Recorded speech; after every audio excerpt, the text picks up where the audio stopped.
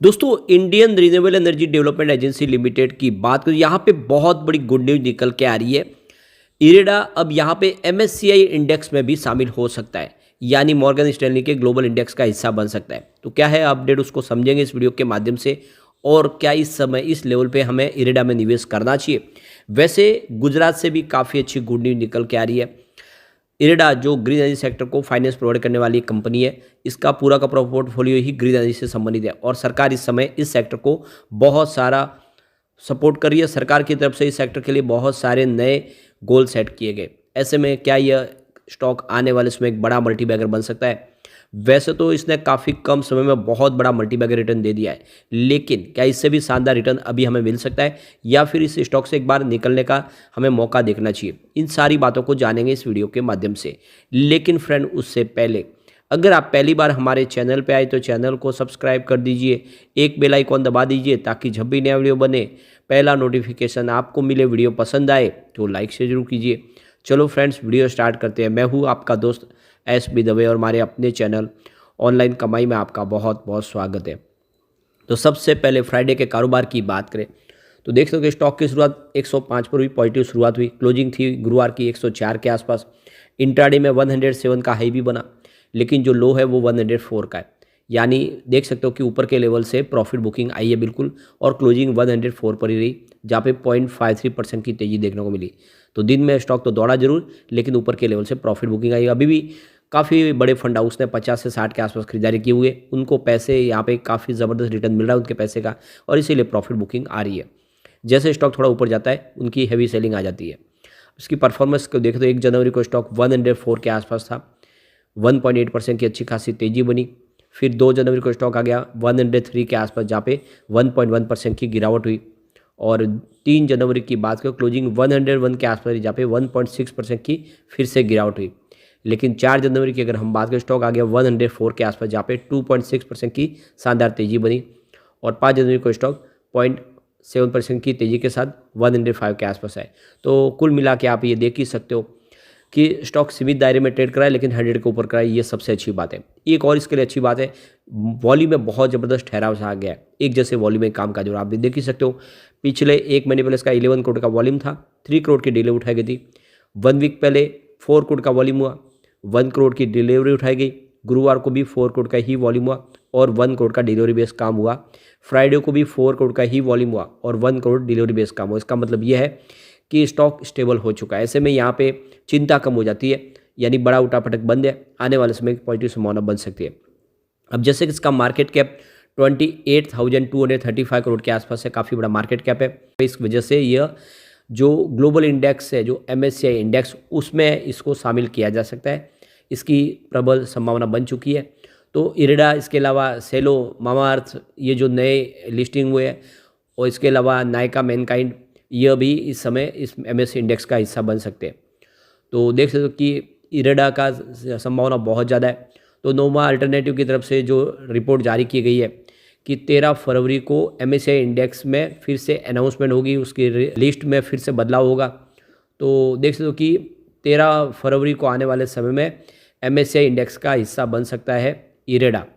और देख सकते हो कि 29 फरवरी से उस इंडेक्स के अंदर वो शामिल होगा, 13 फरवरी से इसका अनाउंसमेंट होगा। तो यहाँ पे देख दो कि इरेडा के अलावा सेलो, वर्ल्ड, होनेसा कंज्यूमर और सिग्नेचर ग्लोबल, ये जो स्टॉक है वो भी एमएससी स्मॉल कैप इंडेक्स के अंदर शामिल हो सकते हैं। इस बार संभावना बन चुकी है पूरी तरह से।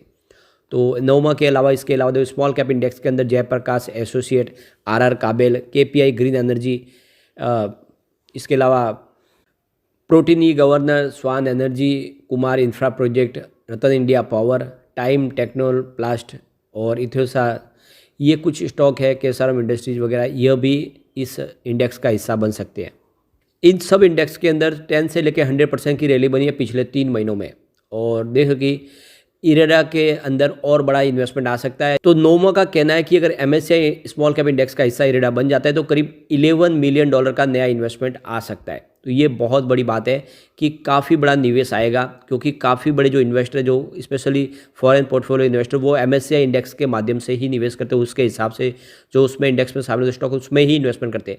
तो इरेडा अगर एमएससीआई इंडेक्स स्मॉल कैप में शामिल होगा तो बिल्कुल उनका निवेश यहाँ पर आएगा। इसके अलावा देखो तो जिंदाल स्टेनलेस स्टील, भेल, Punjab national bank, NMDC, Oberoi realty, यह एमएससीआई स्टैंडर्ड इंडेक्स में जा सकते हैं इस बार। उमा अल्टरनेटिव के हेड अभिलाष पगारिया का कहना है कि जो फॉरेन पोर्टफोलियो इन्वेस्टर उनके माध्यम से 130 से लेके $150 मिलियन का इनफ्लो आता है मार्केट में, और ऐसे में आने वाले समय इसका फ़ायदा बाजार को भी होगा और इन शेयरों को भी होगा।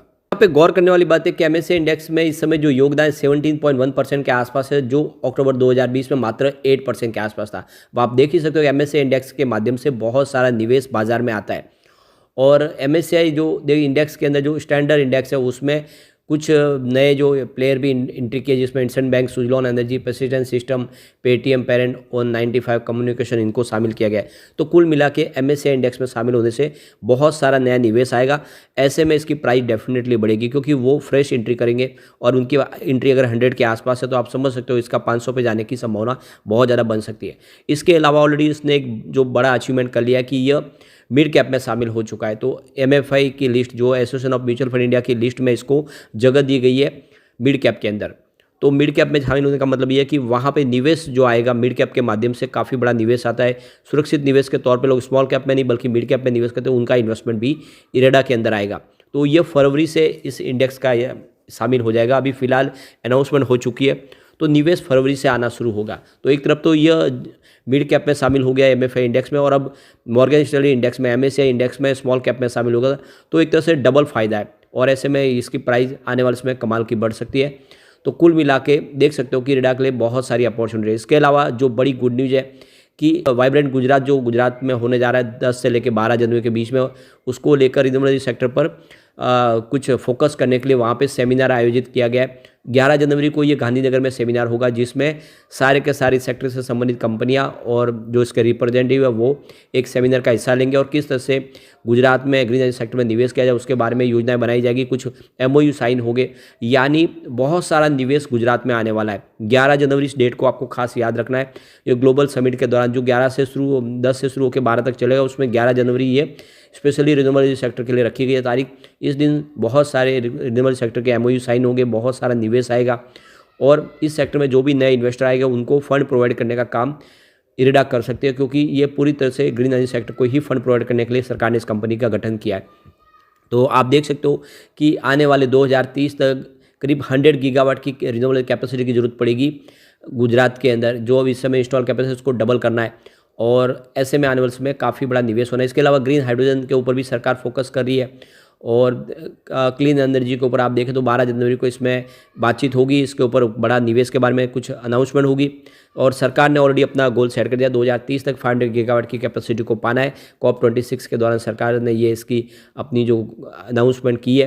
तो कुल मिला के बहुत सारा निवेश आने वाला है, और ऐसे में इरेडा मल्टी बैगर बन सकता है अगर आप इसको लॉन्ग टर्म के लिए होल्ड कर ले। तो शॉर्ट टर्म इन्वेस्टर फिलहाल इसमें निवेश न करें, क्योंकि बहुत ज़बरदस्त तेज़ी कम समय में बनी है। हो सकता है कि स्टॉक थोड़ा नीचे भी जाए। वैसे इसका बिजनेस बहुत ही शानदार है, लगातार इनका रिवेन्यू बढ़ रहा है। सितंबर 2022 में देखो कि 792 करोड़ के आसपास जो रिवेन्यू था, वो सितंबर 2023 में बढ़ के 1177 करोड़ तक पहुँच गया, और लगातार हर क्वार्टर में रिवेन्यू बढ़ रहा है। ये बहुत बड़ी बात है।